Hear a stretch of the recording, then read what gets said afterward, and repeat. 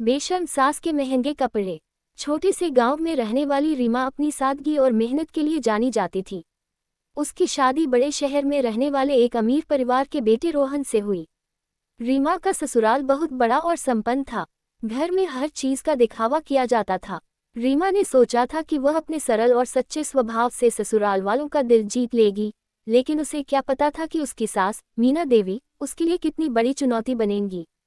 मीना देवी को महंगे कपड़ों और गहनों का बेहद शौक था। हर महीने वे लाखों रुपए सिर्फ अपने कपड़ों और फैशन पर खर्च कर देती। उनका मानना था कि उनका पहनावा ही उनकी पहचान है। वहीं रीमा सादगी में विश्वास रखती थी। वह अपने पैसों को सोच समझकर खर्च करती और जरूरतमंदों की मदद करना पसंद करती थी। एक दिन मीना देवी ने रीमा को बुलाया और कहा, देखो रीमा, इस घर में हमें हमेशा समाज के सामने अपना रुतबा बनाए रखना पड़ता है। तुम्हारे ये सस्ते कपड़े हमारे नाम को खराब कर सकते हैं। मैं चाहती हूँ कि तुम भी महंगे कपड़े पहनो और मेरे जैसे दिखा। रीमा ने नम्रता से जवाब दिया, मां जी, मुझे अपने कपड़े बदलने में कोई आपत्ति नहीं है, लेकिन क्या हम थोड़ी सादगी और अर्थव्यवस्था को महत्व नहीं दे सकते?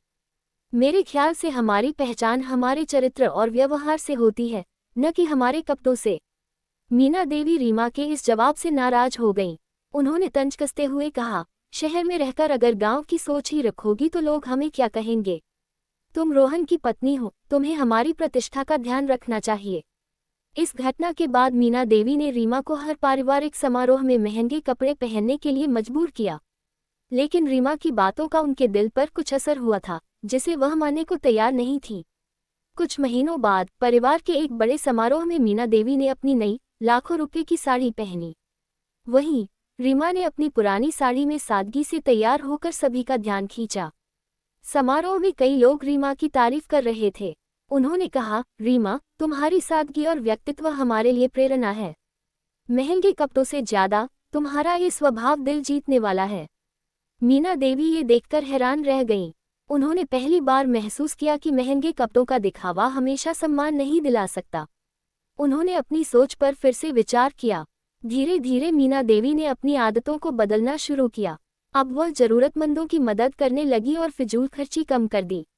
रीमा की सादगी ने उन्हें ये सिखाया कि असली सम्मान हमारे कर्मों और स्वभाव से मिलता है, न कि महंगे कपड़ों से। इस तरह रीमा ने अपनी सास का दिल जीत लिया और उन्हें जीवन की सच्ची खुशियों का महत्व समझा दिया।